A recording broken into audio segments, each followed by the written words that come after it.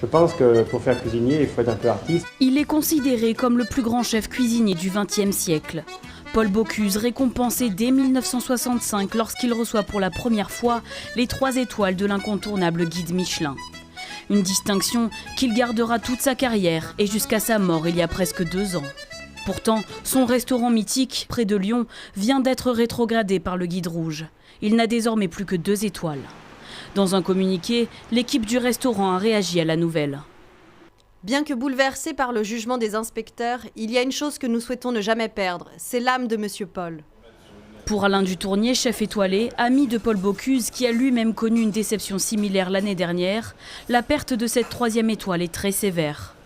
Alors les étoiles de Paul Bocuse, bon, même si elles ne sont pas éternelles, elles auraient pu se transformer en super étoiles, en distinction. Mais je pense qu'on n'a pas le droit de flinguer les gens comme ça, ni flinguer des histoires, parce que c'est quasiment une famille. Un avis partagé par le chroniqueur gastronomique Perico Légas, qui y voit un moyen pour le guide de faire parler de lui. Le restaurant de Bocuse, il aurait pu avoir un défaut, il aurait pu avoir un problème. Il s'avère que d'avis unanime de gens compétents, il n'a jamais été aussi performant.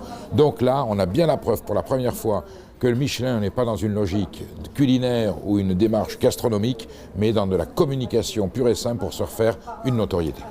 Pourtant, certains critiques gastronomiques disaient déjà que l'établissement n'était plus à la hauteur. Le guide Michelin travaille pour les gens afin de leur proposer des recommandations de restaurants qui soient justes. Les étoiles ne s'héritent pas, les étoiles se méritent.